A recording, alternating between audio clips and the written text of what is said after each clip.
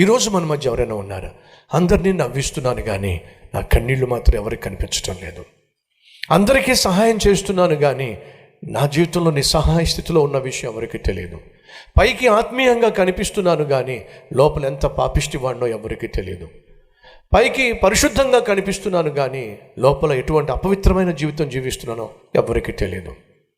పైకి అన్నీ ఉన్నట్టుగా అందరి ఎదుట నటిస్తున్నాను కానీ లోపట ఏమీ లేకుండా అల్లాడిపోతున్నాను. పైకి నాకు అందరూ ఉన్నారు కానీ వాస్తవంగా లోపల మాత్రం నన్ను అర్థం చేసుకునే వాళ్ళు ఒక్కళ్ళు కూడా లేరు. నయమాను బయటికి పరాక్రమశాలి, గొప్ప అధికారి, కానీ లోపట అపవిత్రమైనటువంటి రోగం కలిగి ఉన్నాడు. అది అతనికి సంతోషం లేకుండా చేసింది, ఆనందం లేకుండా చేసింది. ఈరోజు సహోదరుడా సహోదరి, మనకున్న ప్రధాన సమస్య ఏమిటి? ఆనందం లేదు, సంతోషం లేదు, సమాధానం లేదు. కారణం చెప్పమంటారా? అపవిత్రత.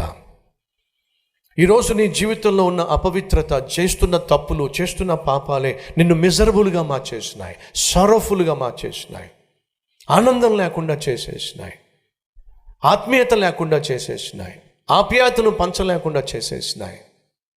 కుష్ఠరోగము ఆనందాన్ని ఆవిరి చేసేసింది, అపవిత్రపరిచింది. పాపం కూడా మనిషిని అపవిత్రపరుస్తుంది, ఆనందము సంతోషం లేకుండా చేస్తుంది.